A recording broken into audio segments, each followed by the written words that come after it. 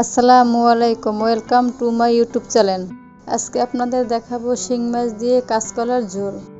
এখন আমি এখানে কাঁচা কলা নিয়েছি। শিং মাছগুলো অলরেডি পরিষ্কার করে নিয়েছি। এখানে একটা রগ আছে, রগটা আমি বের করে নেব।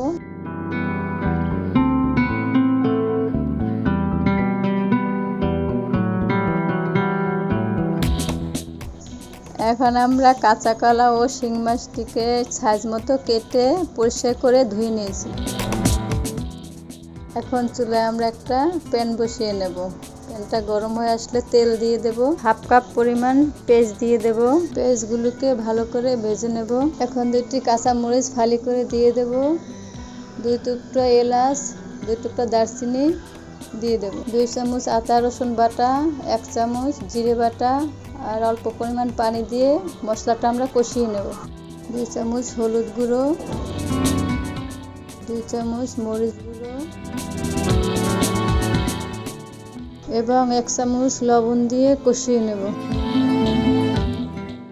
তেলটা যখন বেশি আসবে তখন আমরা মাছগুলো দিয়ে দেব। 10 মিনিটের জন্য মাছটাকে আমরা আবার কষিয়ে নেব। মাছগুলো আমাদের কষানো হয়ে গিয়েছে। এখন আমরা মাছগুলো তুলে নেব।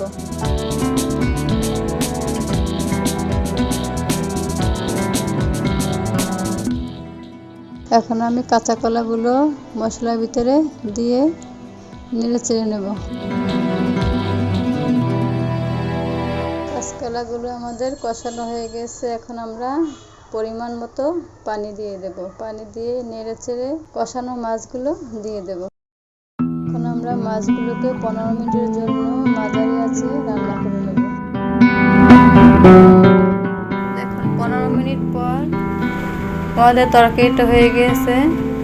কলা তরকারিটা খুব সফট হয়েছে। এখন আমরা গরম গরম পরিবেশন করব। তৈরি হয়ে গেল আমাদের শিং মাছ ও কাঁচকলার ঝোল। আমার রেসিপিটি যদি আপনাদের ভালো লেগে থাকে অবশ্যই বাসায় ট্রাই করবেন। সবাই ভালো থাকুন, সুস্থ থাকুন। আল্লাহ হাফেজ।